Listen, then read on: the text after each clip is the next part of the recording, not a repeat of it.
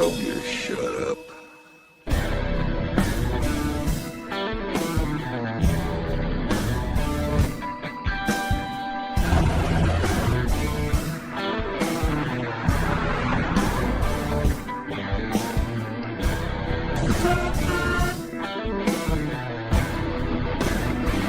Hey, baby. What the hell are you doing? What? Ron, you promised. You know how I get when all that jabbering starts, and it just makes me crazy sometimes. You know how I am. Get in. You have a show to do in 4 hours. Oh, baby, we're gonna make it to that show. You don't worry about that. You just get this Cadillac fired up and headed towards Austin. Jabbering.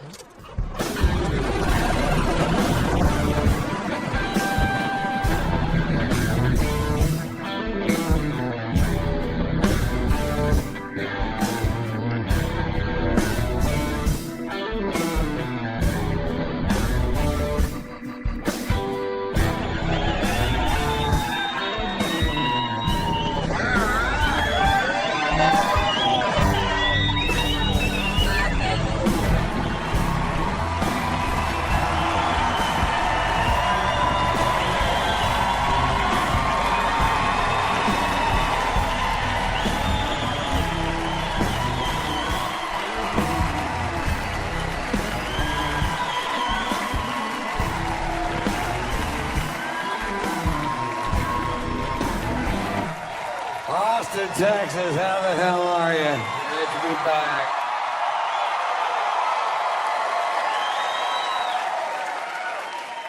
Oh, man, it's so great to be back in Austin, Texas, man. I just have so much fun when I'm here. I see so many friends. Thanks for coming out. I was in Bakersfield, California Wednesday night. Boy, you people think you're stupid. Last time I was in Austin was the first time I've ever blatantly been offered a three-way. And I turned it down because it was one of those deals where it was two dudes and me.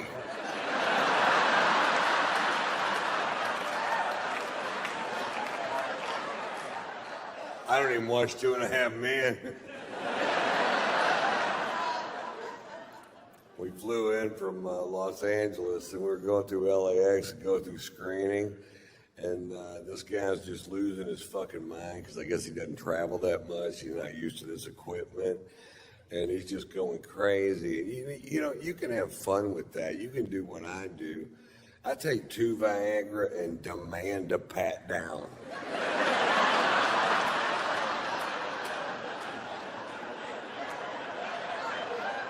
What's that in your pants, Mr. White? I have no idea. You're gonna need to pat that down. Pat it back up again. Give it a couple twists, see if it's hooked to anything. You might want to go wash your hands.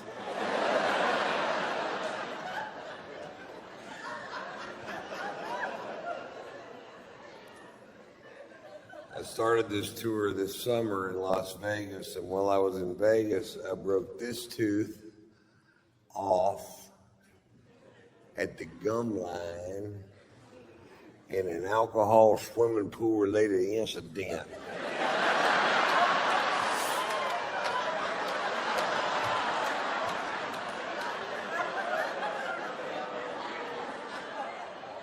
I had a show to do in 4 hours. I was drunk and missing a tooth.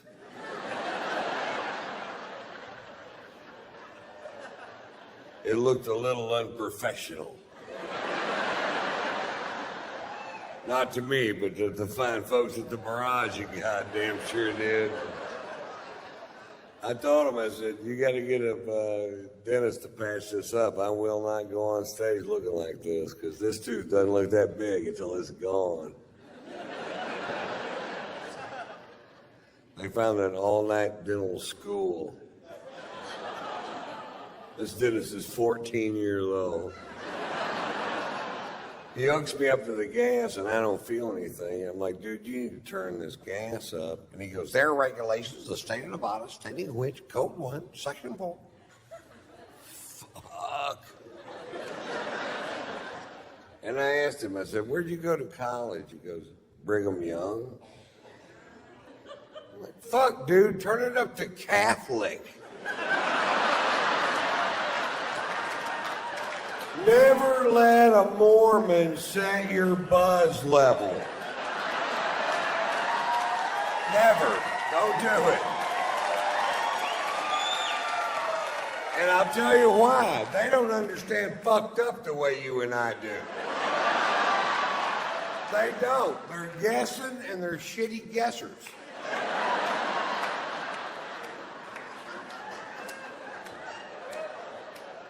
When he got through with the procedure, you could still tell which tooth he worked on because it was a different color. My teeth looked like Indian corn.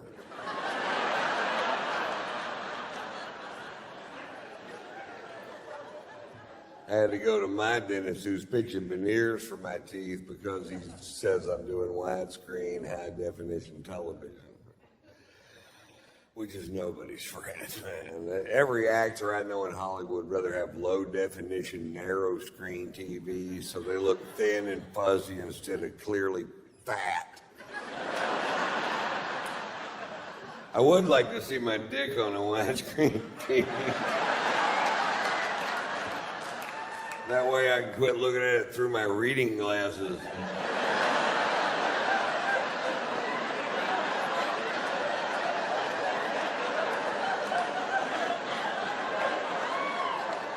Put these on, baby.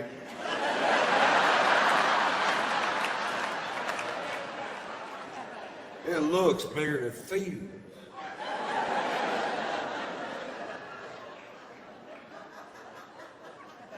I had no idea how expensive veneers were, man. They wanted to do 8 teeth on the top and 6 teeth on the bottom, and I was like, well, how much does that cost? He says $27,500. Fuck, how much is dental school?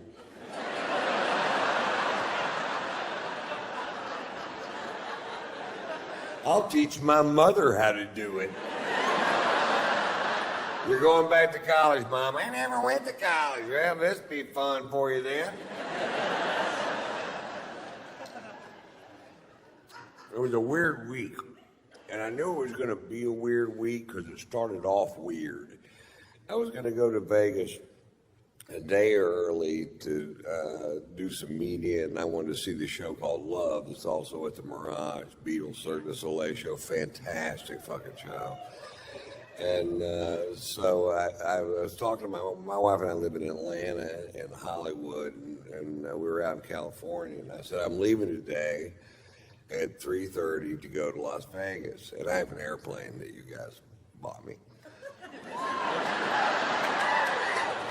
I like it a lot. Half the Fortune 500 companies in America have let go of their private jets. Not wrong, White Ink. I'm flying that son of a bitch straight into bankruptcy.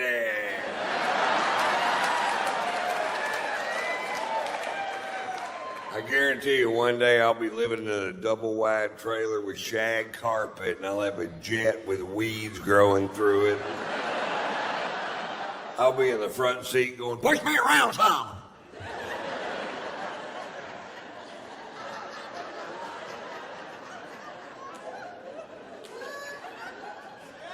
And I don't come from money. I come from the opposite of money. I come from no money. 10 years ago, I lived in a camper in my friend's backyard. He didn't even know I was there. It wasn't even a nice camper. It was like a homemade pop-up camper. It looked like somebody had duct taped a tent to a golf cart. I had a 20-inch Coleman television.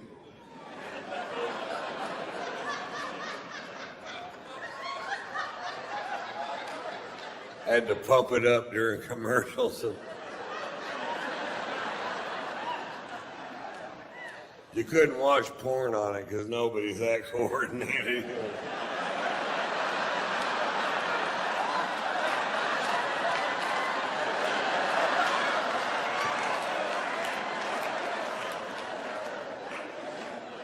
I was broke. I owe the IRS a bunch of money because I don't understand how that works. It's confusing. When I started doing stand-up, they said that made me an independent contractor, and they said I needed to start filing my taxes quarterly, which I thought meant every 25 years.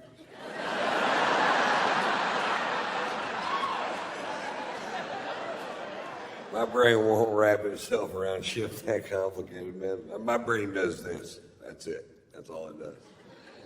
I have attention deficit disorder. I have learning disabilities. I don't have a high school diploma. I'm smart, but you can't prove it on paper.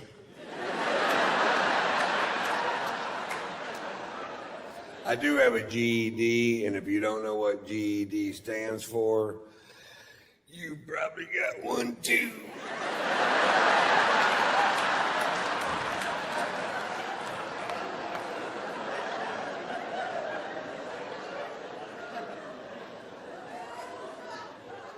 Anyway, I told my wife, I said, I'm leaving today at 3:30 to go to Vegas. My wife's a singer-songwriter, composer, Margot Ray is her name, and a brilliantly talented woman. And she says, well, I'm working with a guitar player in the studio till 5 o'clock. You can't wait till 5:30 so I can fly with you. And I said, can you be there at 5:30? And she said, yes, which I knew was a lie, because she's the biggest liar I've met in my life. When it comes to how long it's going to take her to get somewhere, I hear her on the phone all the time just lying through her teeth. We're 2 exits away. Traffic's really heavy. We should be there in 15 minutes. I'm like, you're in the fucking bathtub. We wouldn't be there in 15 minutes if we were where you said we were.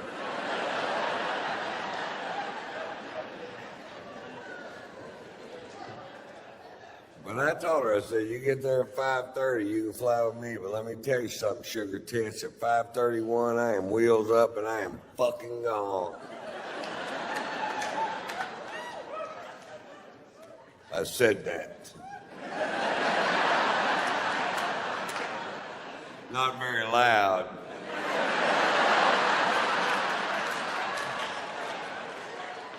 But I said it. 5:31 gets there. Is she there? No. Do I leave? No. 6:01 gets there. Is she there? No. Do I leave? No. Why? Because this dick won't suck itself. That's why. It won't. I've asked it to many, many times. In fact, the other day, I sat my dick down, I looked him straight in the eye, and I said, listen, I know I've drug you into some pretty muddy shit in the last 35 years. I need you to get past that, learn how to suck yourself so I can grow a spine and get on with my goddamn life.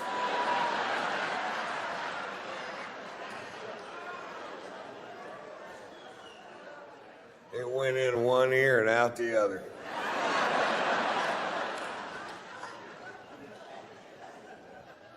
My dick has ears. It has an eye, and it has 2 ears, and a double chin. Mr. Potato Dick. The cutest thing you ever saw. I got little outfits to put on them. One of them's a raincoat. Not a condom, a raincoat. A little yellow slicker with that hat. Looks like that fish and chips dude. It's the exact same size as the one on the box. That's just an interesting fact.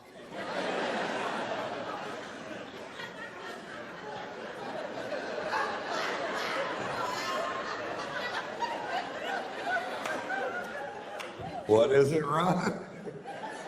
An interesting fact. Anyway, so we go see Love and Beatles Cirque du Soleil show. I'm a huge fan of the Beatles, and I just love their music, always have. And Cirque's always fun, and our shows are at the same time, so I'd never been able to see it. And I got 8 people from my camp. My wife's sitting next to me. We have great seats because I work for the Mirage, and everything's perfect except right behind me, these 2 chicks are just jabbering. Not about the show, just jabbering. Just jabber, jabber, can't shut up. Jabber, jabber, won't shut up. Jabber, fucking jabber, jabber. The kind of chicks that can talk around a blowjob. Well, I told him the other day, if you don't fix that goddamn screen door, I'm gonna come out and I'm gonna hurt some fucking people. If I come on one more time, that baby got a shitty diaper wrapped around his ass, I'm gonna go to the swap meet and get a dress to wear at Arby's on Sunday.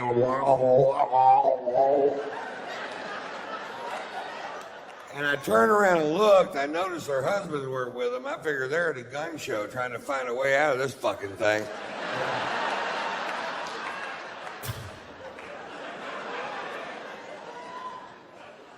Well, that's way better.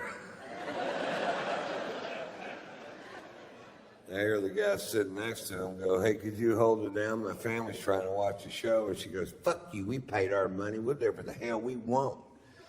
And I'm just steaming fucking pissed. They're ruining my goddamn night. I can't hear anything but that. I've been waiting for a year to fucking see this show. And I turned around and very politely,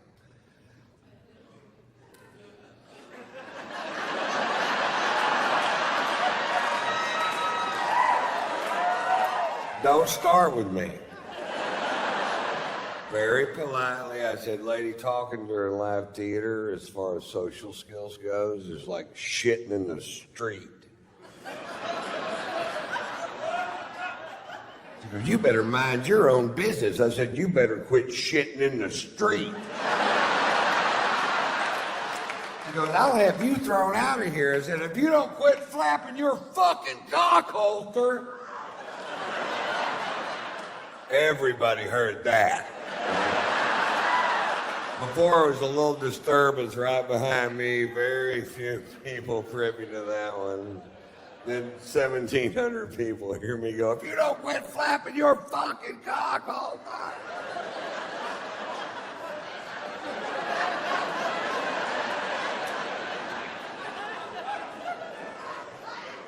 This is all at a show called Love, by the way.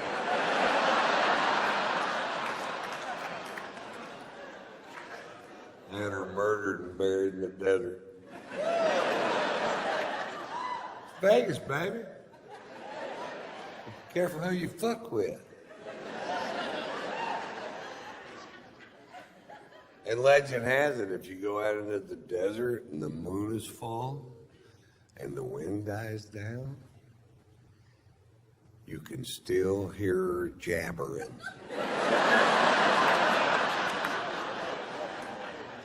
"I'm a street shitter. I'm shitting in the street." "Did you? What the fuck was that?" "That's that chick Ron killed." They call this Jabber Gulch.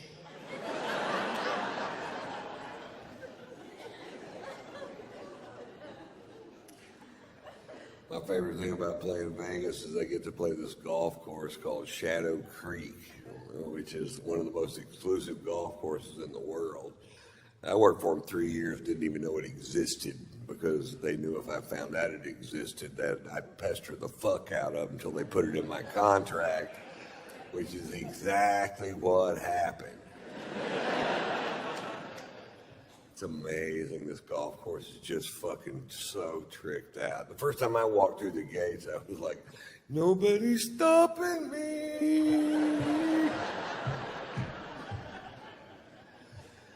It's where all the pros play when they're in Vegas. And I was out there this summer, and Tiger Woods was out there just dicking around.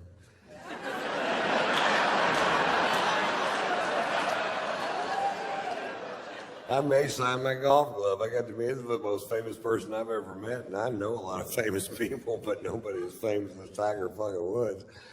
I love Tiger, man. I defended Tiger when all that stuff first came out. When I heard those initial rumors, I felt sick to my goddamn stomach for the guy because I've never been accused of doing anything I didn't do.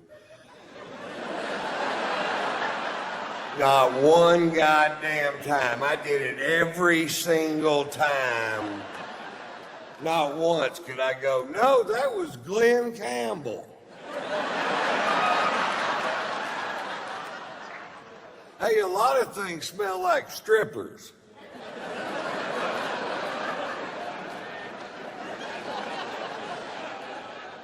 And I defended him to my wife. I said, you don't know what this guy's been through. He had his first famous golf shot on television when he was 2 years old. You don't know what his home life's like. You can't judge a guy because he made one mistake. And he gets caught with number 13, 14, 15, and 16. I started going, God damn, Tiger, come on, buddy. And it got to the point where every time he got caught with another woman, my wife would go like this. What? I don't even know the fucking guy. You act like I was holding his dick the whole time. We watched him make that long apology on television, and afterwards my wife goes, well, do you think a guy like Tiger could quit cheating on his wife? And I said,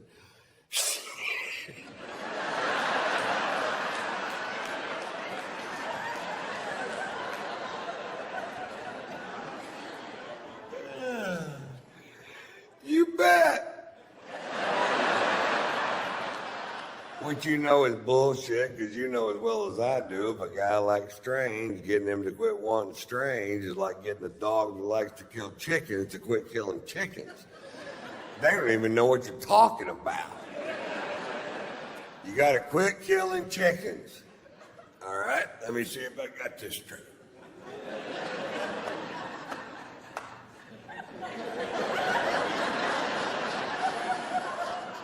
I can still kill chickens.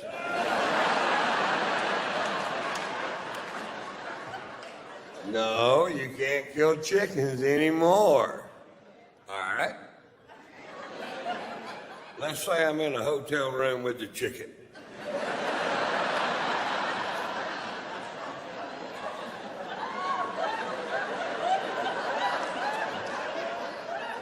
Let's say the chicken just wants to touch me. Can I kill that chicken? No?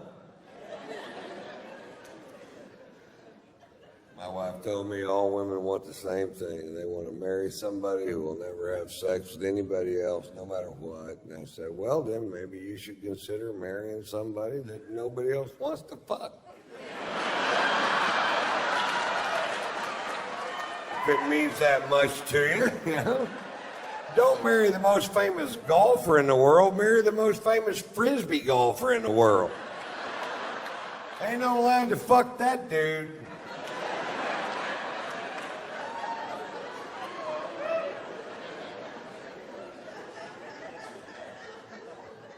We had a chat about cheating that day, man. My wife told me, she goes, listen, Ron, let's get this straight. Sex is sex. Period. I said, no, now, wait a minute. Oral sex is not the same as intercourse. She goes, it's the exact same thing. I said, it's not the same price.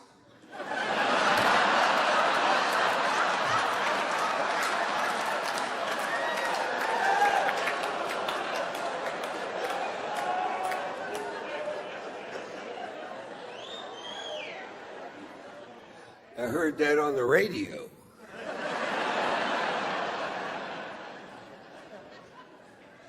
It all comes down to opportunity, man. Some guys are put into a position where they have to say no to beautiful women, and that is hard to do. And some guys are never put in that position, and that's way fucking easier. I see these big 350-pound guys all the time going, I have never cheated on my wife. I'm like, I bet that was tough. Tiger doesn't get any credit for all that pussy he turned down, and that's the number you're looking for right there. My wife's best friend, her husband cheated on her, and my wife hates Tiger's guts. And I'm like, well, what about that guy? You don't hate that guy? She goes, he did it one time. I said, he had one chance. This guy had sex with 100% of the women he possibly could his entire goddamn life. Tiger was 18 for 82,000. That takes a little goddamn discipline right there. If 82,000 women want to have sex with you and you only fuck 18 of them, that's love. He was in love with that woman. She broke his tiny tiger heart.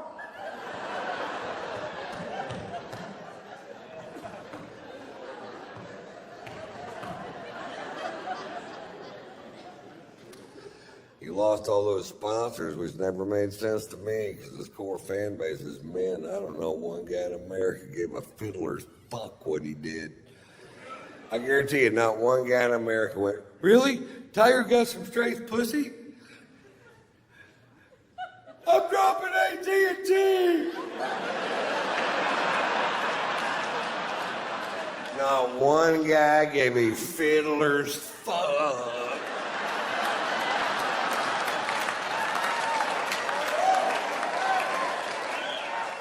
Now, when they were around their wives, they'd act like they gave a fiddler's fuck, get all foghorn, leghorn. Why, I can't believe a man would commit such transgressions towards his wife. I say, how's his relationship with the Lord? I'd like to know.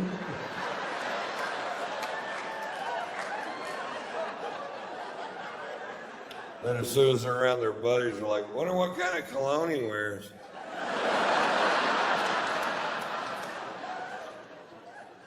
I want to smell just like that dude, man. He lost so many sponsors, I'm thinking about bringing him over to Ron White Inc. And not because we need a new face for the company. I'd just love to have somebody around the house to fade the heat when I fuck up. Ron White, you are the most selfish prick I have ever met in my life. Tiger, get in here. You tell her what you did.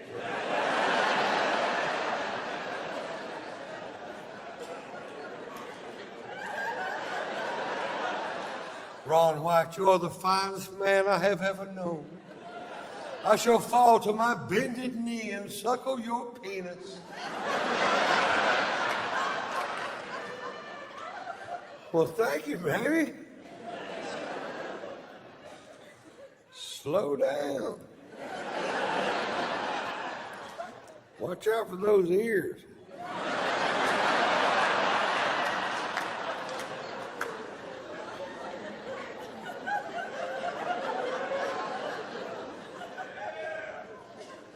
My New Year's resolution this year was to lose some weight and try to get in better shape. And I was working out yesterday, and I hurt my fat.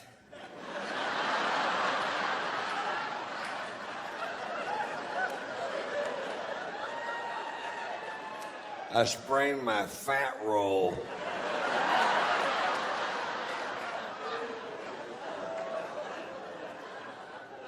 Everybody in my camp's on my ass about taking better care of myself. I'm like, what?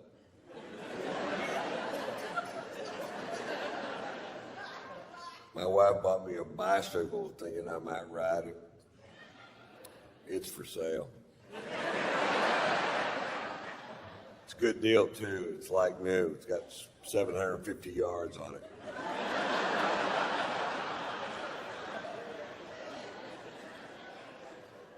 My wife wants me to start doing yoga with her, and I said, "Baby, I'm not that flexible." And she goes, You can bend over and touch your toes, can't you? Is it the only way I can touch my toes? Somebody cuts them off and hands them to me. I can't even stand on one foot unless somebody's shining a flashlight in my eye.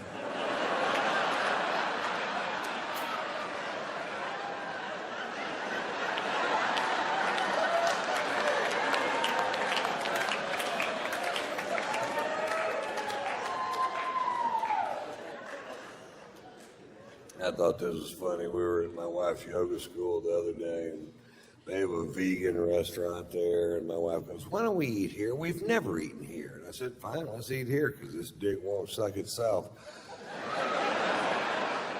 It's all about compromise, folks. And I take my tray around to all the bean sprout piles, and I get to the cash register, and my tray is empty. And the purple dreadlock kid that runs the cash register goes, "Mr. White, aren't you going to have something for lunch?" And I said, "There's just nothing here that I eat." And he picks up a piece of carrot cake wrapped in cellophane. He hands it to me. He goes, "Try this. It's vegetarian." The carrot cake is vegetarian? Yeah. So you mean to tell me there's no ham in this? Because my mother makes a meat lover's carrot cake. It's got sausage, pepperoni, hamburger meat. Not really heart healthy. She serves it with a Lipitor and a stent.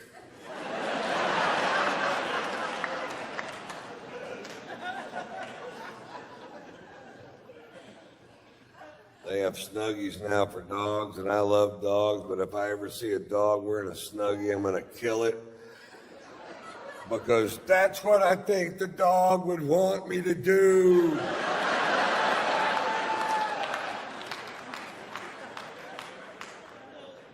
I think if all dogs go to heaven, Michael Vick's going to be a little nervous if he makes the cut. No kidding.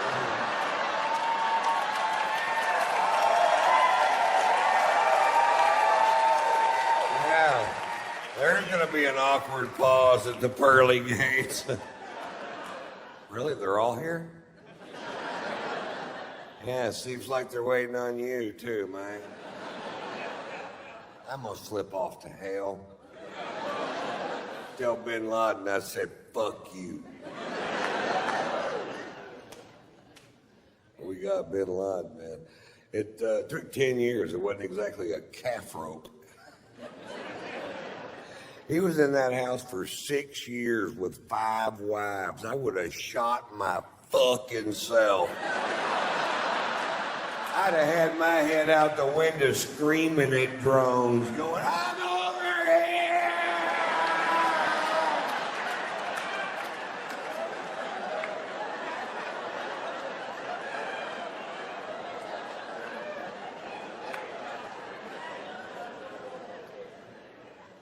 Women. We have a little French bulldog named Pearl, and the other day my wife said, "I finally figured it out.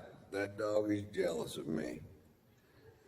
That dog loves you so much, she can't stand it if I'm in the same room with you." And I said, "Oh, don't be ridiculous." And she walked into the kitchen, and when she did, Pearl jumped on my stomach and said, "I can have all your babies at the same time."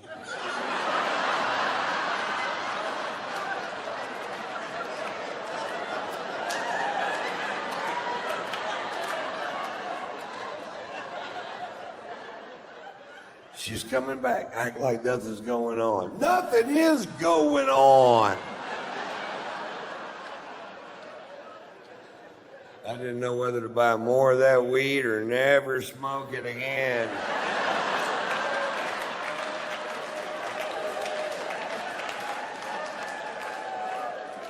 I went with A.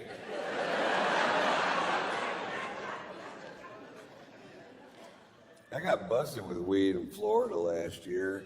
Less than a gram of weed. And they took my happy ass to jail. I've been partying in Florida for years. I didn't even know they had laws. Looked to me like everybody just run amok down there. And I'll run amok with you. I will run the fuck out of amok with you.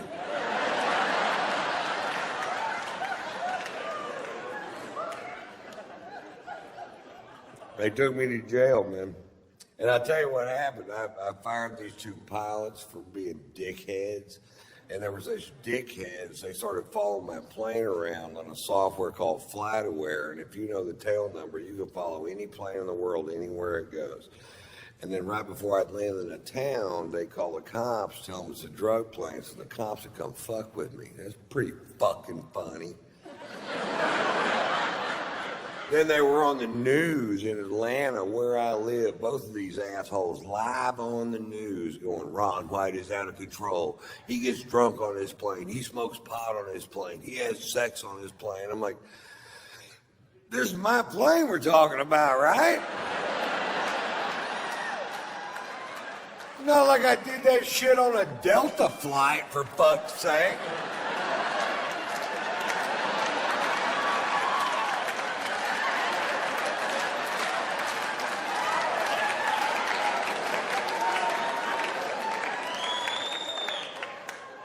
No, my phone's off.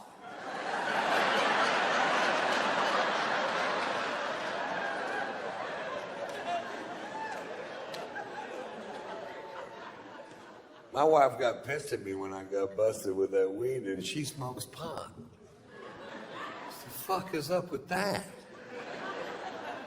I come home, she goes, you smoke too much pot. I said, oh, let me get this straight. You smoke the correct amount of pot.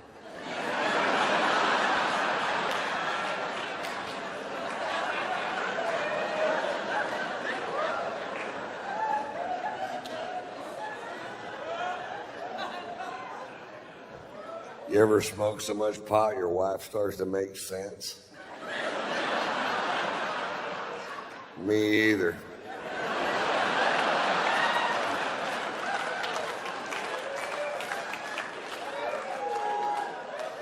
I have this reoccurring dream that my wife gets run over by a bus. Does that make me a bad person? I'm driving the bus.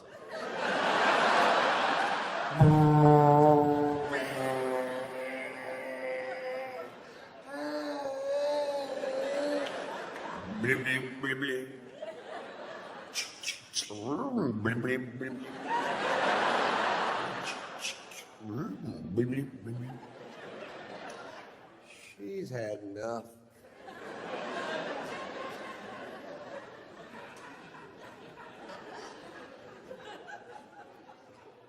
Early last year in Florida, at SeaWorld of Florida, an animal trainer was killed by a killer whale. Huh?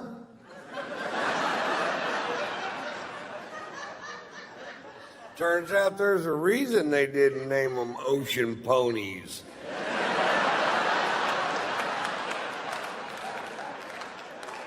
Some things are exactly as they seem, folks. Killer whales kill. Pilot whales wear dark sunglasses. I'm not sure how the sperm whale got his name, but I'm not getting in the pool.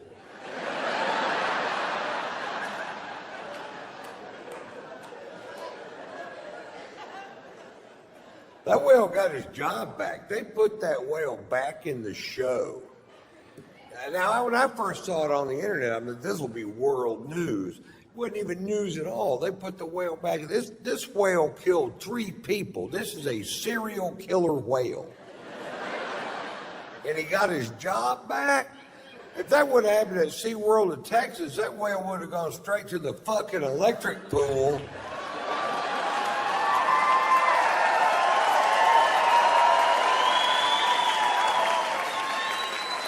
And that's just a regular pool with a toaster thrown in it. People think they're expensive to make, but it's like $14. You can reuse the extension cord. People don't know that. We'll get another toaster. Yeah.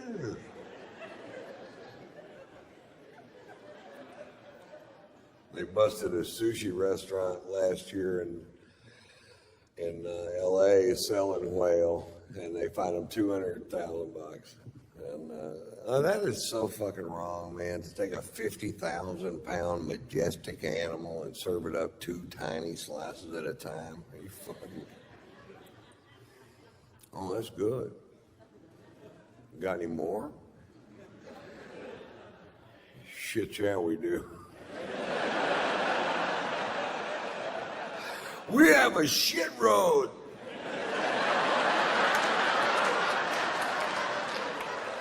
We make a big commitment. I don't know how I got caught. Maybe that 14-foot fin hanging out of the dumpster.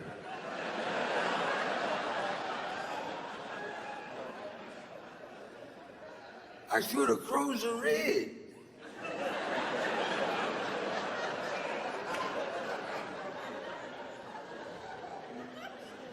Yeah. Probably should have closed the rig.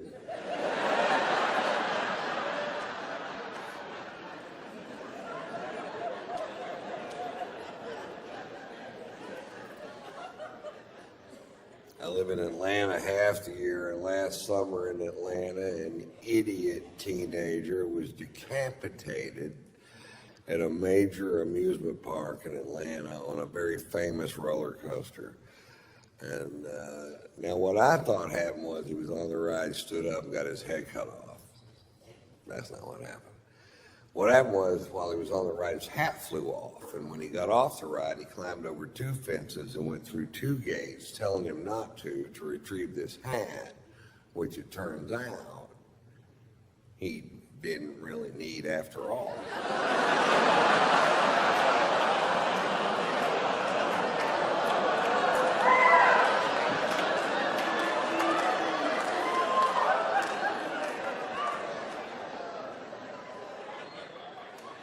Wow, that story is dripping with irony, Mr. White.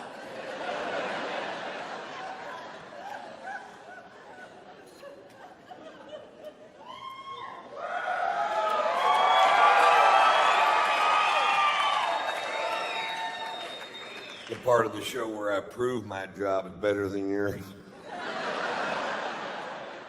Cheers, you guys are fantastic. Thank you so much for coming out on Saturday.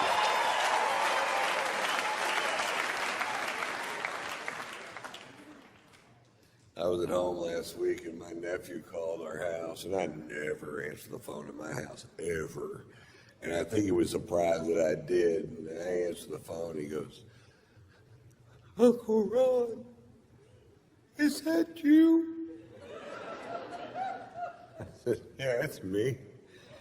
He goes, "Uncle Ron, did you know it's okay to be gay?" This is why I don't answer the fucking phone at my house right there. Now it's my problem. I'm like, "Well, you're right. It is okay to be gay. Do you know what gay means?" He goes, "That's where a man likes a man or a woman likes a woman, but they can't have babies." Pretty close. Do you believe at 6 years old, this kid knows what gay means? I didn't find out what gay meant till I started hitchhiking.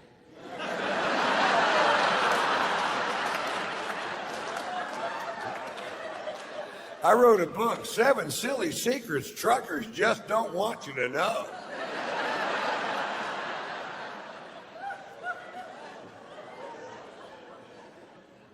My wife and I are big fans of the reality TV show on HBO called Pornucopia, Sex in the Valley. It's a reality show about the pornography industry in the San Fernando Valley, which is where most of it's made. And we bought the first season because it's fucking hilarious. And this one episode was about guys that were straight porn stars, but they were doing gay porn because it pays 5 times the money. And they're interviewing this guy, and he goes, "Yeah, I was in a scene yesterday with 5 guys at the same time, and I'm not even gay." I was like, "You're gayer than I am."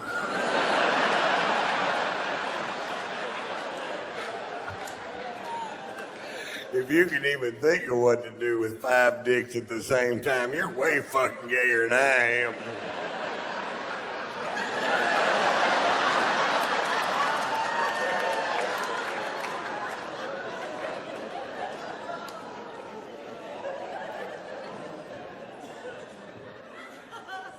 I was having dinner, this is a gay part of my show. I was having dinner the other night with this CBS executive, and who I've known for years. Great fucking dude, man. And he's gay, and I've never said a word to him about being gay. I just knew that he was. And we're having dinner in Beverly Hills and talking about a potential show.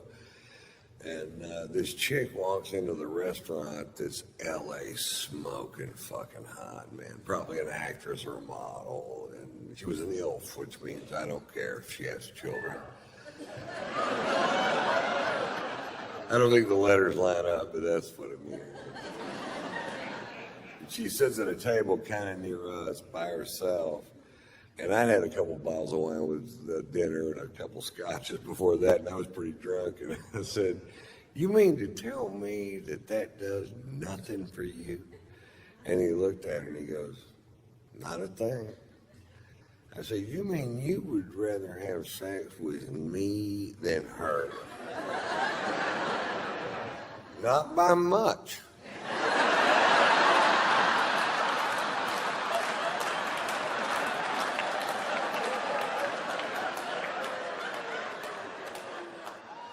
"What if I lost some weight? I'm doing yoga and I'm eating ham-free carrot cake. My dick has ears."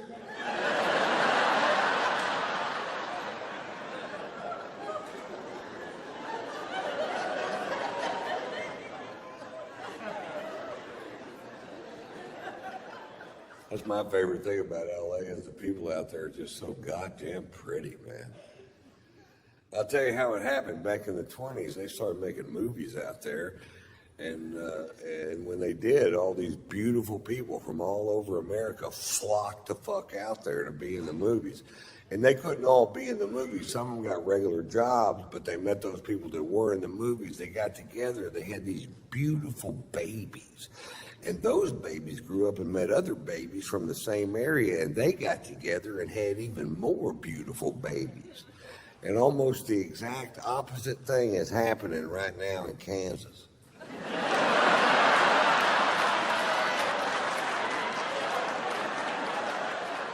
Kansas is full of ugly quitters. Have you ever been there? It's true. Those people that live on the fucking West Coast, their forefathers got on the Oregon Trail and fought hardships you and I can't even dream of, with starvation and weather and crossing the Rocky Mountains. Not those people in Kansas. Their forefathers got on the Oregon Trail, St. Louis, Missouri. They got to Kansas, said, "Fuck it, I'm staying here, and I'm gonna fuck that fat girl right over there." We had a baby. It looks like a potato. And that potato grew up and met another potato from the same town. Abracadabra, Topeka.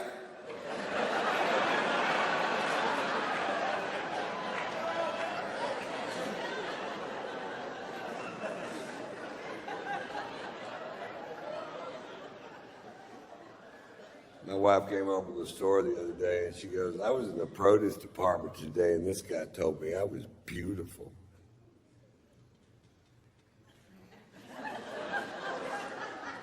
"Well, baby, he's right. You are beautiful." She goes, "Yeah, but he said it." I'm like, "Well, I'm saying it now. You're beautiful." "Yeah, but he said it." "Really? You ever overdraw his checking account?"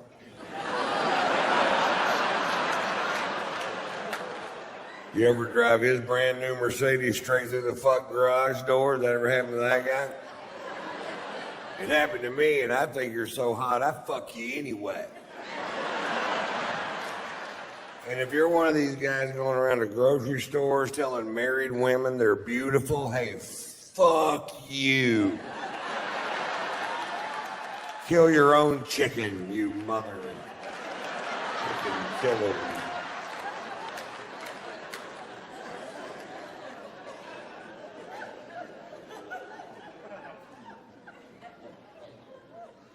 My wife's best friend has an autistic child named Lewis.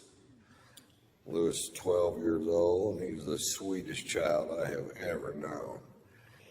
I've known him since he was 6, and we were at their house Labor Day, and Lewis informed me that he was going to run the 40-yard dash for the Special Olympics at Gwinnett High School near where I live in Atlanta, and he asked me if I'd come hoot for him.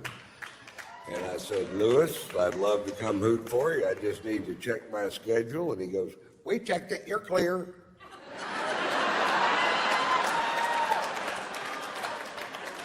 Well, then I'm your man, Lewis.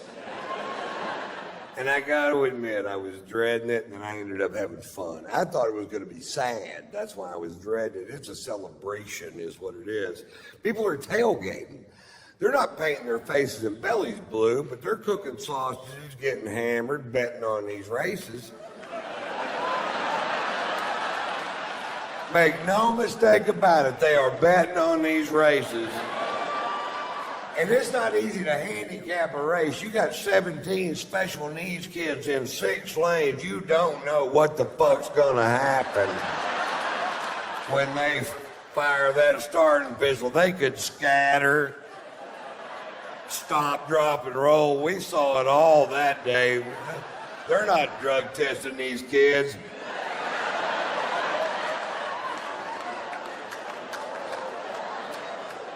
And they announced a 40-yard dash, and I was making a little wager on my man Lewis, which I did for $100. And I was looking down at the track. I'm up in the stands, and I was trying to figure out which one's Lewis, which isn't easy because they all wear the exact same thing. They wear Special Olympics T-shirts, Special Olympics shorts, which they got that day. But you can wear whatever footwear you want. And Lewis, for whatever reason, had chosen yellow rubber boots. Which didn't make sense at first, and then it started raining. Fuck, if this thing goes off-road,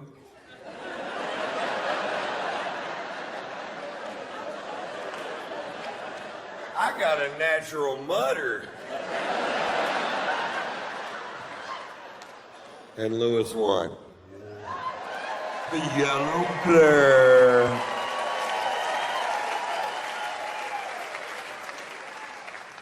That's what I call him now, the yellow blur.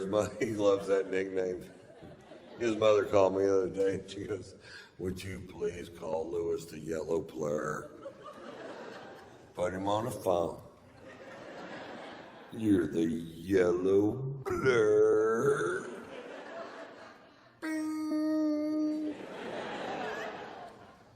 It's not like professional sports. You go to a Lakers game, you wave at Kobe Bryant till your arm falls off. He won't wave back to you. Lewis waved back to you in the middle of a fucking race. He doesn't give a shit. Lewis, fan friendly. Lewis will stop and sign an autograph. The yellow blur.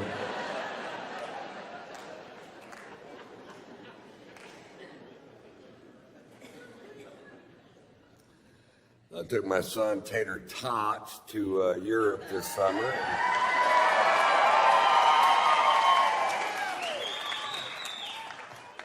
My son is 21 years old now. He's in college getting his master's in entertainment business. He's a great kid, man. I'm so proud of him. He's smart. He's funny. He has my brain's high-end peaks without my low-end problems. That's some good goddamn news for Daddy right there. We've been monitoring it.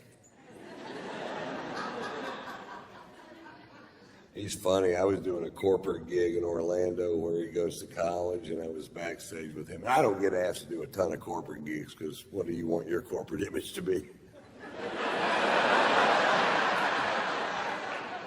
We were hoping for an overweight alcoholic that smokes and cusses.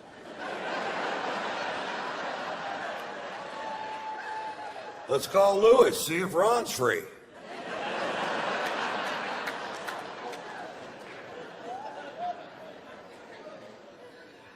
Anyway, I'm backstage in the green room with my son, and I wear wild socks.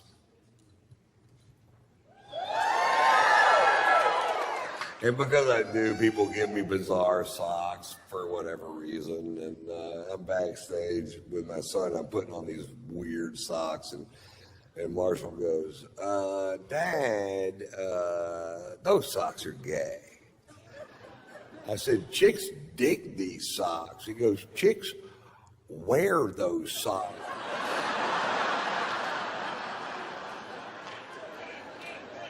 All right, he's my kid. You can stop those tests. I love his mom, and his mom's great. She's my second wife, and I never argued with her ever, but she didn't want to be married to somebody that was always going to be on the road.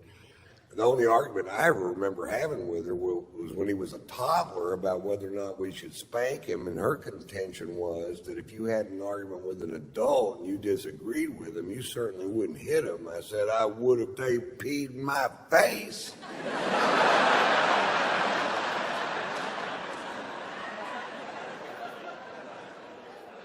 I'm not kidding, pee in my face. See what the fuck happened.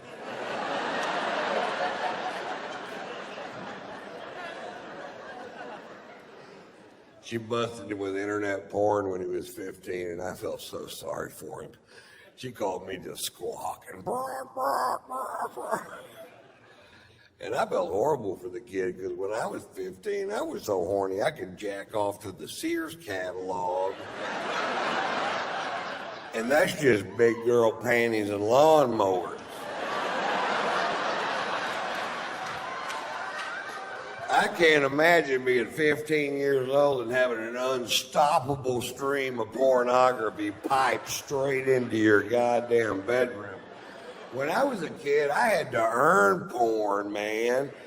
You had to wait till your friend's dad went out of town on business. You had to pull down a rickety spring-loaded attic ladder. You had to crawl up into a dusty, spider-ridden fucking crawl space, forge through cardboard boxes till you find an 8mm reel. Then what? Learn how to work a fucking projector, that's what.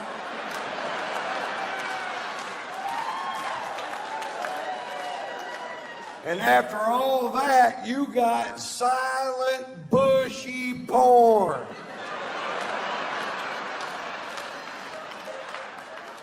And if there was a soundtrack, it was always so fucked up you couldn't understand it. He's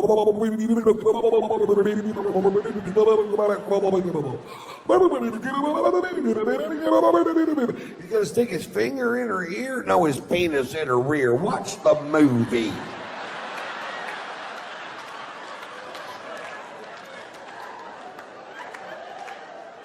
We had one friend that was 2 years younger than us, and he went, she put it in her mouth.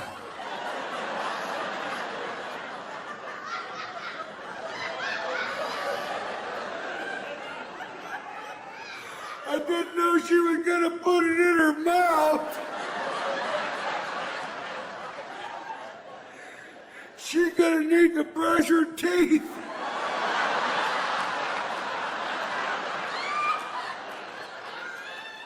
Not yet, but she will. Watch the film. Note to self, put it in her mouth.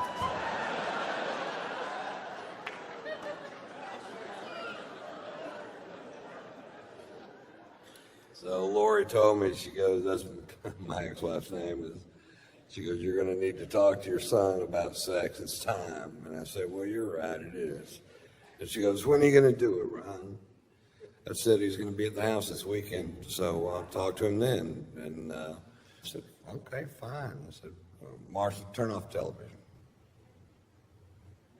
I said, turn it off. I need to talk to you. All right. I said, I want to talk to you about sex. He goes, oh, Dad, come on. I said, nope, you're 15 years old. It's time we had this talk. And he goes, okay. I said, the clitoris is as sensitive as an eyeball.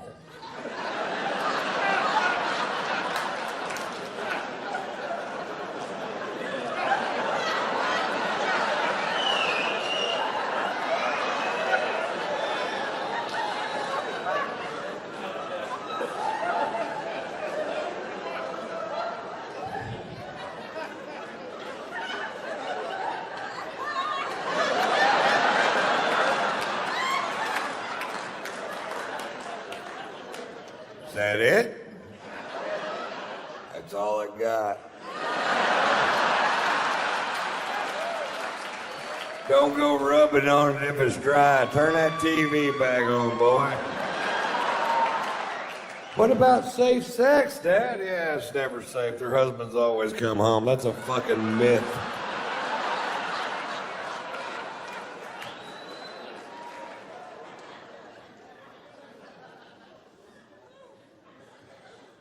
He's so smart, man. I just can't believe how smart kids are today. He can answer any question that you can come up with in 2 seconds off his phone. He's a computer freak anyway, but you ask any question, doesn't matter, world geography, world history, a note in a song written 300 years ago, click, there it is. When I was a kid, I had to believe my mother. That's it. That's all I had. Mommy, where do rainbows come from? Well, 3,000 years ago, an 800-year-old man named Noah was commissioned by the Lord to build a giant ship, and all the animals, 2 by 2. You try to run that crap by a kid today, they're like, click, click, bullshit.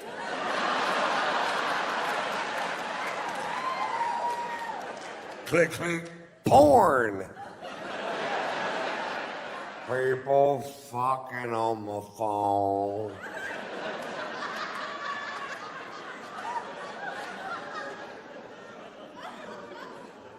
If my mother didn't know the answer to a question, I had to go to the library, which is a building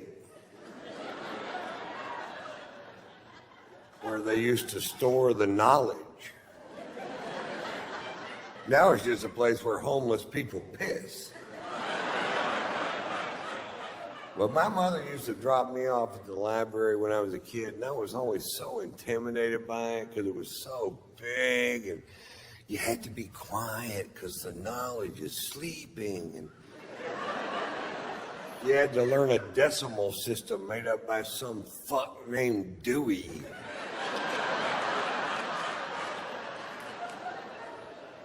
Then you had to peruse 100,000 square foot building with volumes of knowledge from floor to ceiling, ceiling to floor. You had to cross-reference Dewey's bullshit with the author's name and the card catalog. And you finally get to the place where the knowledge that you seek is supposed to be, and it might not fucking be there. Where's the knowledge that I seek? Yeah, somebody else has got it. When are they going to bring it back? They keep it for a month for a nickel. How am I supposed to learn what I need to know? You ask your mother? My mother doesn't know how to work a projector.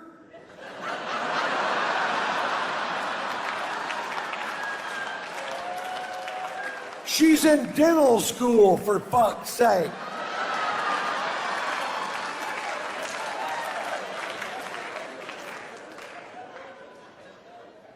Don't try to do the math on that bit. It'll just fuck you up.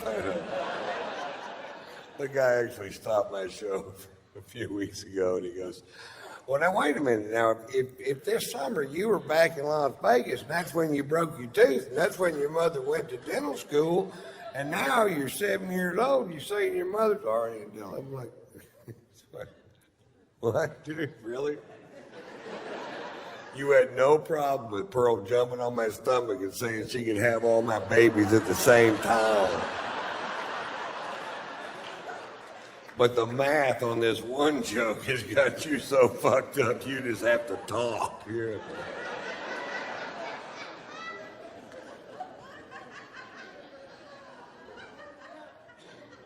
Tell you, the internet changed everything, man. Certainly changed the way people don't buy music, you know. The record industry is on its ear, man, because what they manufacture became easier to steal than it is to buy. And that's just a fact of nature these days, and they'll figure it out. But I used to sell millions of comedy albums, and now it's hard to sell them because it's just so easy to fucking rip it off, you know, just click, click, out of my IRA into your fucking pod.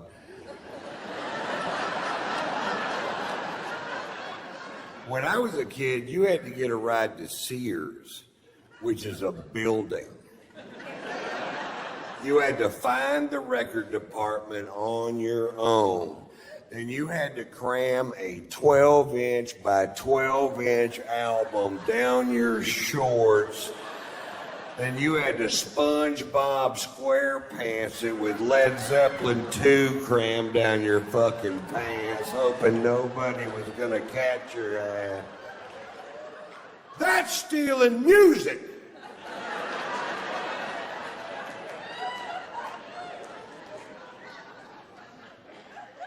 We didn't have Viagra. You had to like somebody to fuck them. I'm kidding. You didn't either. You didn't either. Grudge fucked the hell out of them. We didn't have Blue Mountains on our beer cans to tell you if they were cold. You had to open the refrigerator and reach in there and touch that beer can, or you'd never know.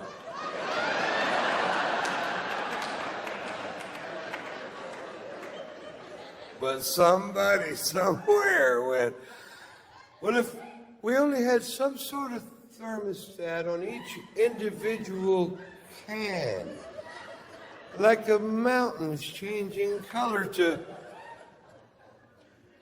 see the optimum drinking temperature. Thank you, Rocky Mountain.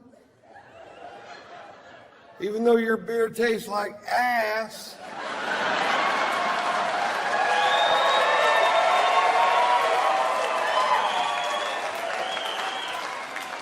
Those mountains should turn brown.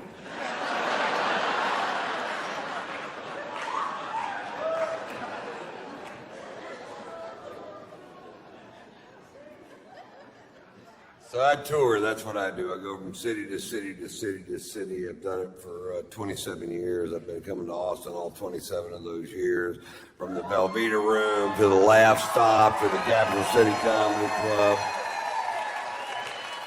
to the Paramount, to the Paramount, to the Paramount, to the Paramount. That's my favorite room in the whole wide fucking world, man.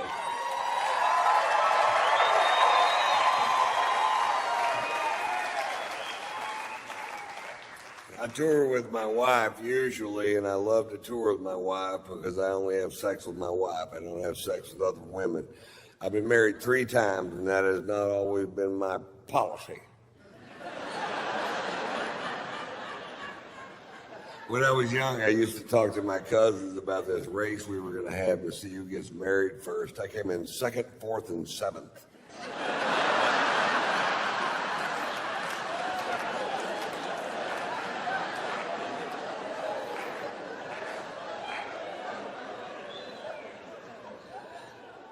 I feel like my wife misled me a little bit when we first got together, because when we first got together, she was all about, you know what, I don't ever want to have children. I'm just one of those women that never felt the urge to give birth. And I don't like real diamonds.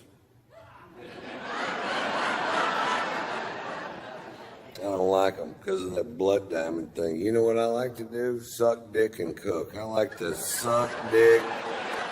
And I like to cook. In fact, when I'm not cooking, I'm sucking dick. And when I'm not sucking dick, I am cooking.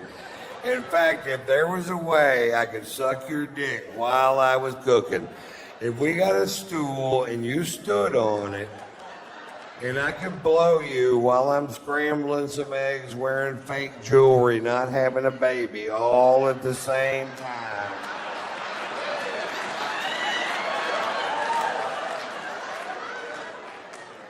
That would be heaven for me. Fuck me too.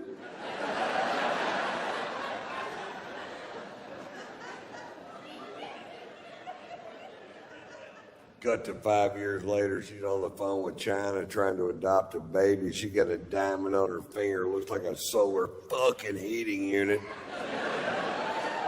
I'm jacking off eating a TV dinner.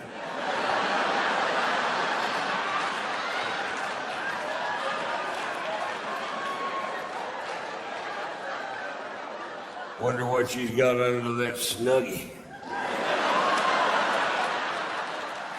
I bet she neckety shit under that snuggie.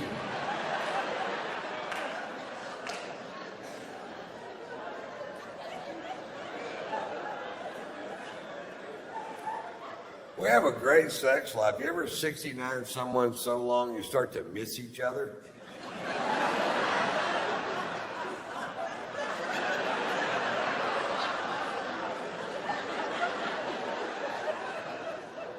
Then the snow turned to rain. I love you. April, May. I need some food. And we can both use a shave.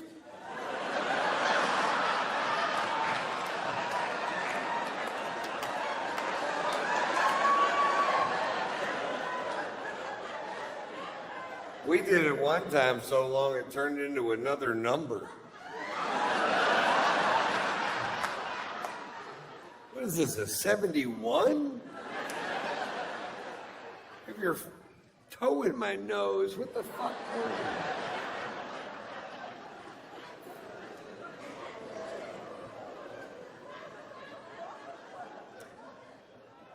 My wife has a new move in the bedroom. My wife's new move in the bedroom is, look at me.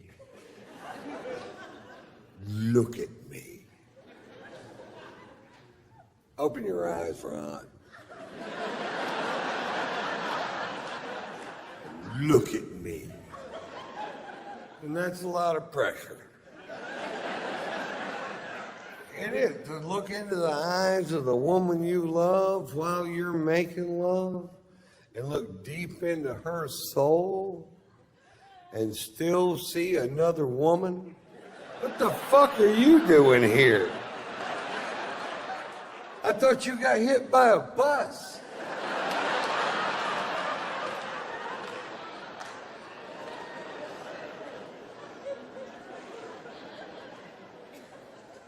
I'm great at sex. I come every time. I'm like 4,000 in a row or some ridiculous goddamn number. I'm gifted, really, I guess. My wife's maybe a third as good as me. I don't think she's trying. I asked her the other day, what's the fucking problem here, baby? She goes, well, for one thing, there's a fat, sweaty guy laying on top of me.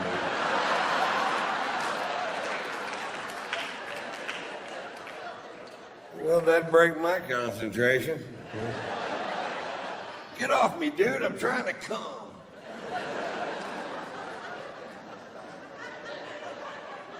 That's not true. When I'm about to come, I have the focus of a Navy SEAL. I'm like...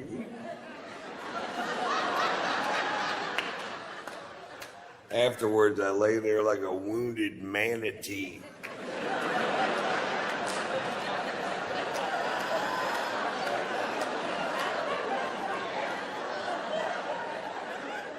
Poke him with a stick, see if he moves.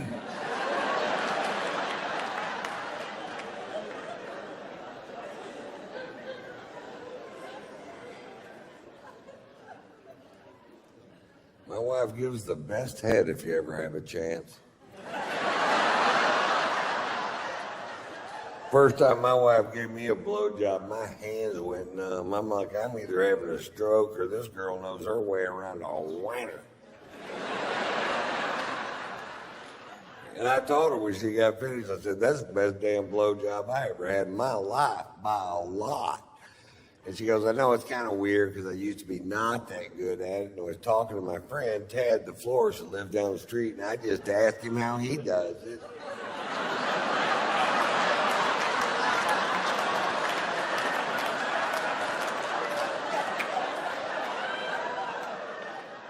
You suck my dick like Ted, the florist?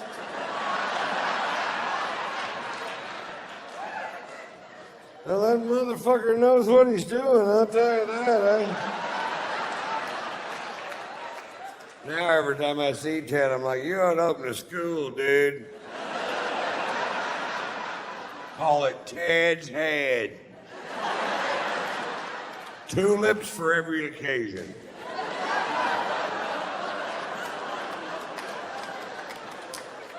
You could open a head and breakfast.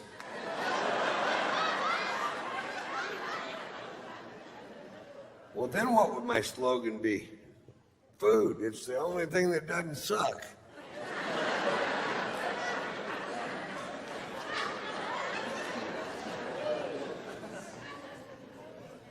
You guys have been fantastic. I'm going to close with my,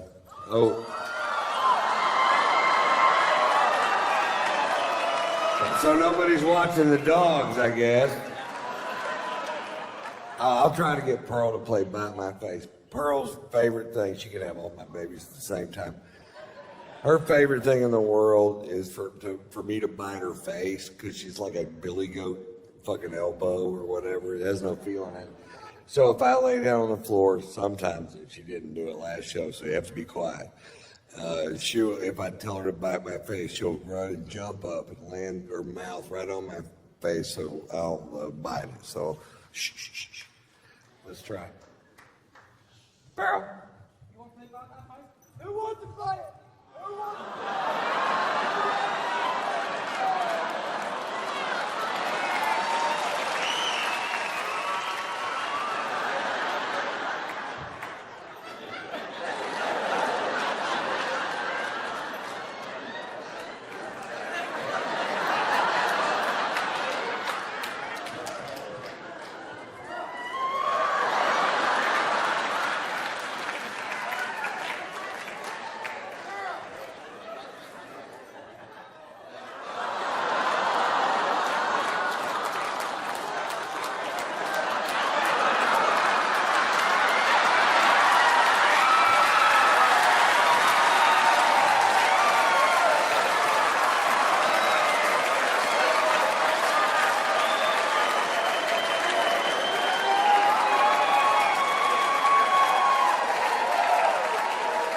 Oh, that went way better than I thought it would.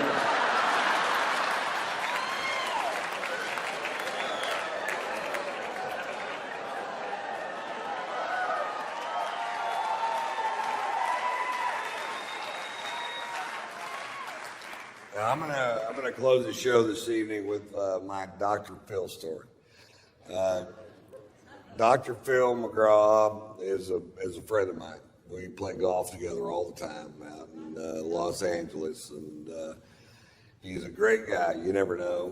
We became friends from him being a fan, and you never know if you see somebody on TV what they're going to be like in person. Doc's a solid fucking dude. I guarantee you that. He's straight as he can be, but he's a great fucking hang. And he's a great asset for me. My father passed away when I was young, and now I'm in this big business world. And I could bounce all these things that I have going on off of Doc and his 35 lawyers. And that's a big deal for me. And I'm a really good friends with his son, Jay McGraw. But anyway, the other day I was talking to my son about self-esteem, and a few days later I was playing golf with Doc, and I said, Doc, if you were going to tell somebody one thing to do to make themselves feel better about who they are, what would it be? And he said, finish the things you start. And I said, well, that's brilliant. And I went home, and there was a half a bottle of scotch sitting on the counter.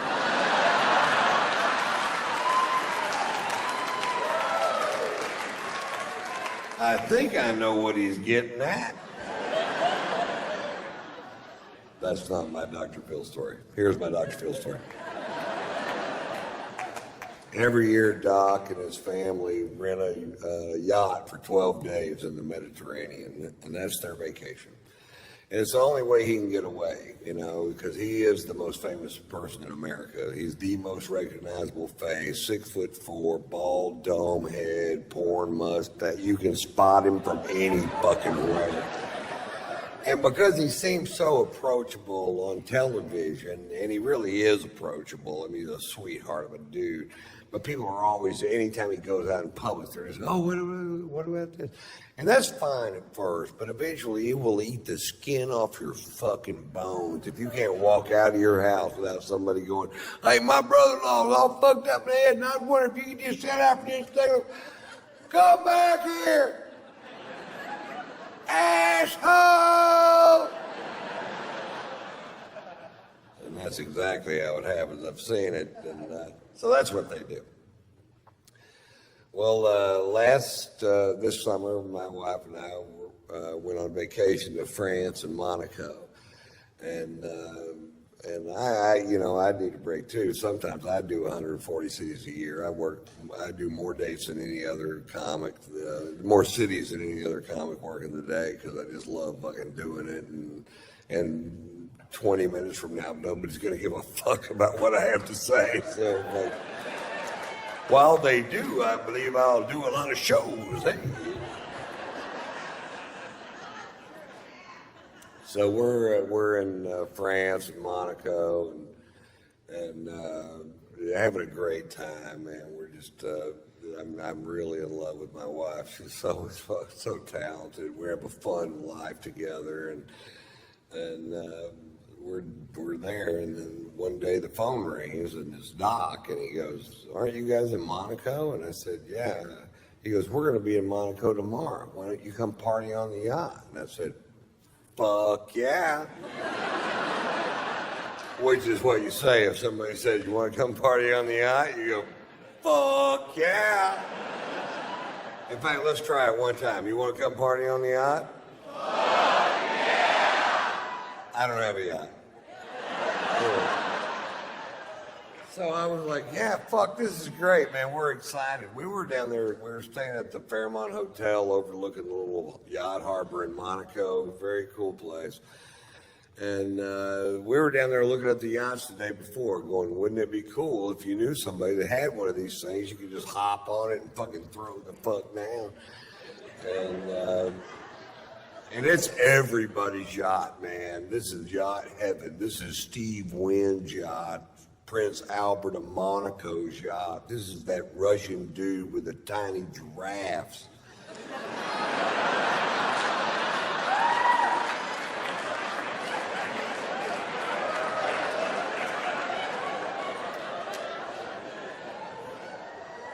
Anyway, they're coming in at 6:30 the next evening, so the next morning we wake up, or next afternoon we wake up and we go have this amazing lunch, and we're drinking this fucking great wine from France, probably. That'd be my guess if I had to guess, and I did have to guess. France.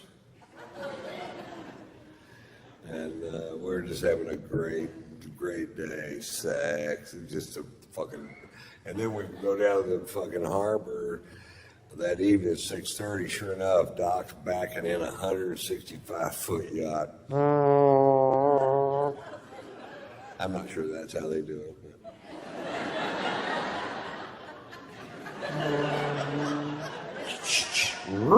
Baby.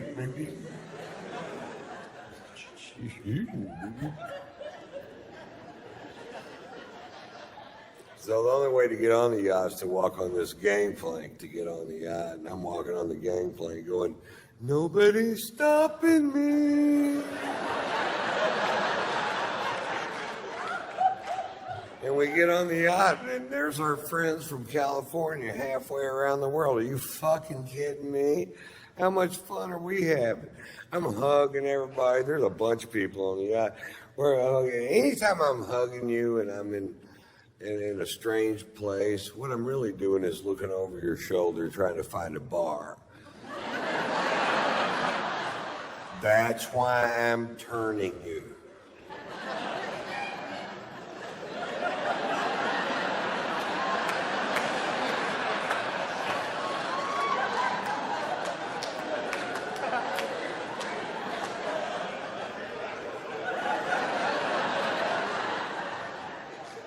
I see the bar, and right in the dead front center of the bar is a bottle of famous black grouse, which is a Scotch I started drinking when I was in Scotland for the Open Championship at Turnberry. And you start looking at what the Scots drink, and that's what they drink. And I'm like, oh, fuck yes. And there they had a bottle of it on the fucking, it's kind of hard to find. And the bartender poured me a big old glass of whiskey, way bigger than this one. And I'm like, I'm in such a great mood. It tasted better than I'd ever tasted any fucking Scotch ever. I'm like, oh, good Lord. What is that? That tastes like butter, honey, aged in Lindsay Lohan's pussy.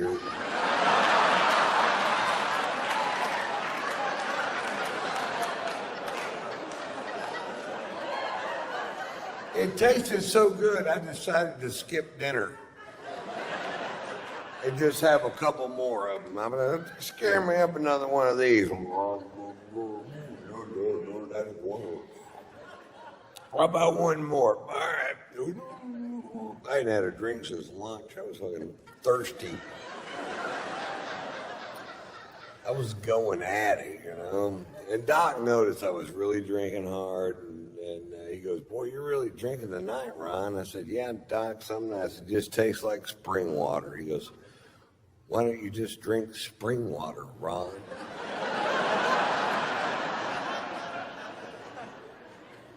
I don't know, I'm not a fucking doctor.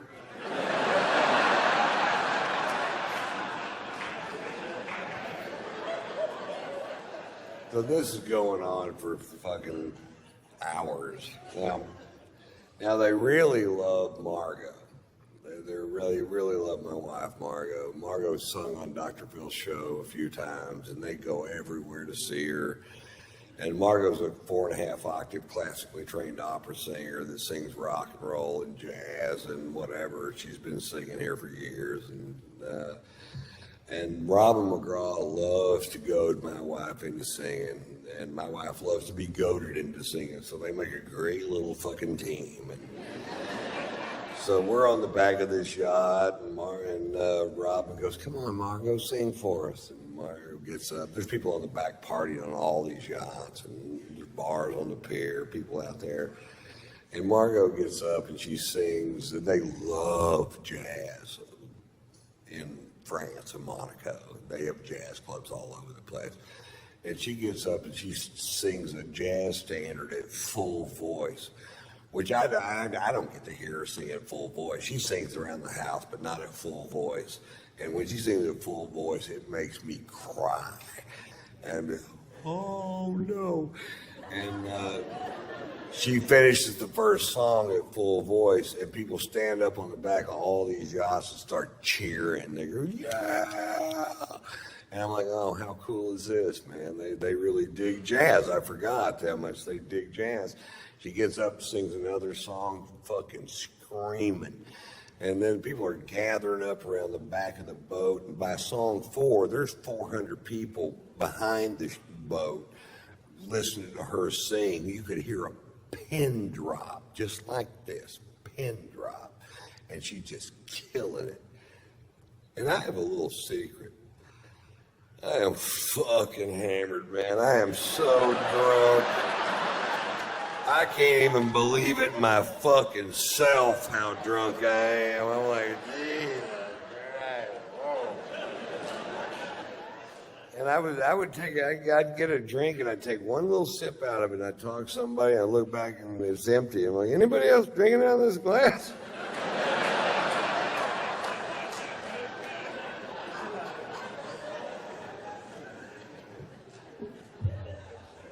Miscalculation. Anyway, she does, I don't know, 7 or 8 songs, and she goes, "Okay, guys, that's enough." And she sits down, and Doc goes, "Well, Ron, you want to do something?"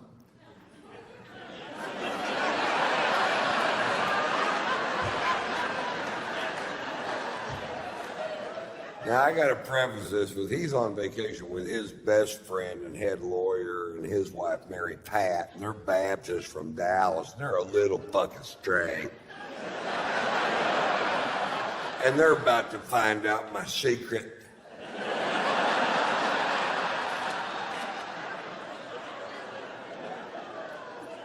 About 20 years ago, I was doing a bit that was so vile that I only did it for about a week, and I just quit doing it. I'm like, this is not the direction I want to take my crowds or my show.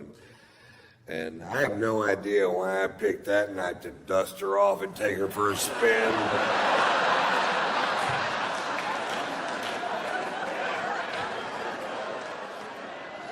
The other day I was tit fucking Mamie Eisenhower. Right before I came, my dick slipped and went straight down her tracheal tube. Here's the moral question. Do you pull out or dump a load into her lungs? Yachts are pulling up anchor on both sides of us as fast as they can pull them up. They're leaving the harbor so fast there's a surfable wake. There's a stampede of tiny giraffes diving off the pier, swimming towards the ocean in certain death. People are pulling their kids off the pier.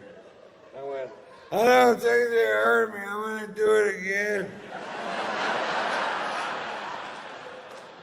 Doc goes, that's enough out of you, Ron.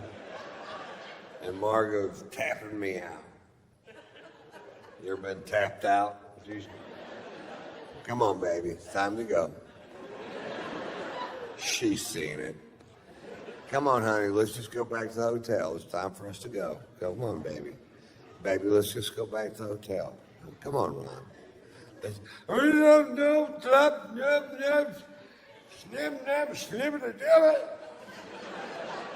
And I speak fluent drunk. That means I don't know why you want to why you want to leave. I'm having a perfectly good time.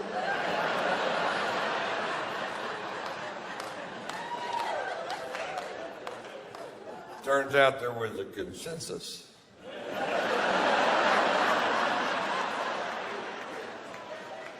I'm like, okay, I'll leave. Now, the only way to get off the ship is to walk back off that gangplank, and at the end of the gangplank, there's an 18-inch drop-off, and my wife's in front of me, Margot's in front of me, and I get to the end of the gangplank, Doc goes, big step, Ron. I said, thanks, Doc, thinking I'd made a big step towards something. Fuck, I don't know. He's a big psychologist, not me. It's amazing how much speed you could pick up in 18 inches. It's nothing like falling over on the same level that you're already on. I slammed down to that fucking pier. I landed square on this elbow, dislocated this shoulder, put a 4-inch gash down the back of my arm, and I was so drunk I just bounced off that pier.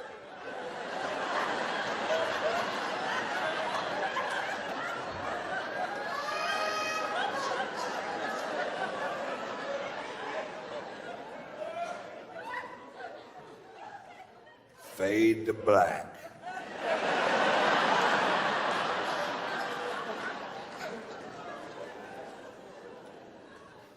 I wake up the next morning with the shoe buddies. All I can do is lay there in bed and go, shoe buddy.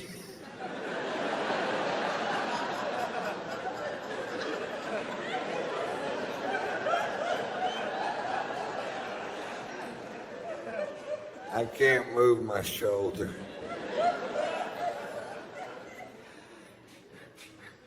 Shoot, buddy. My shirt stuck to my arm with blood and giraffe hair and whatever the fuck else you find on a pier.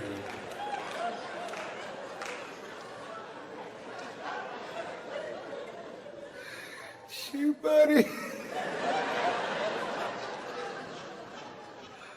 I have a wet Jolly Rancher in my armpit.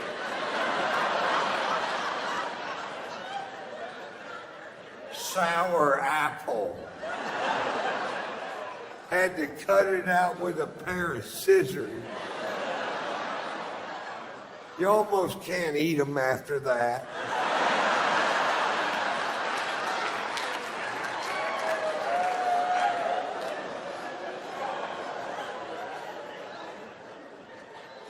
Shoot, buddy.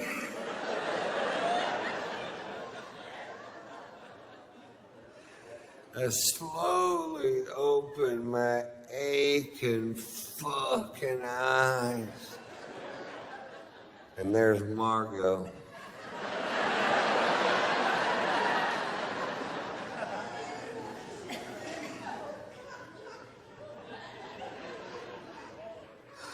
What happened?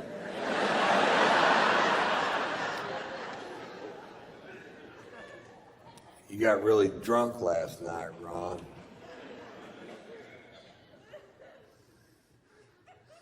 What'd I do?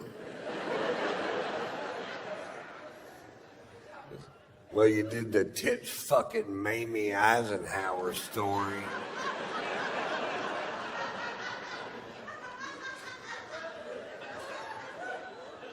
Did Mary Pat laugh?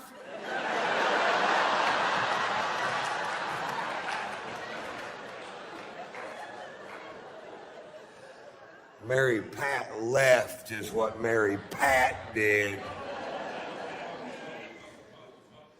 Shoot, buddy.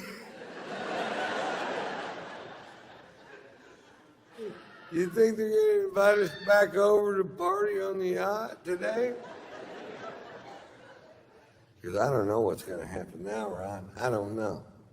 Walks out of the room, slams the door. And I just start berating myself. I'm like, why do you do that, Ron? Why do you get so drunk it ruins things for other people? Why can't you just drink like a regular goddamn person? Is that too much to ask? You have a wonderful son and a beautiful wife, a great career. Why don't you make some changes in your life that'll make a difference in the long run? And about then the phone rang and it was Doc and he goes, "You guys gonna come party on the yacht?" I said, "Fuck yeah!" Thanks for playing along. I've never performed for a better crowd in my goddamn life. Bless your hearts for listening so intently.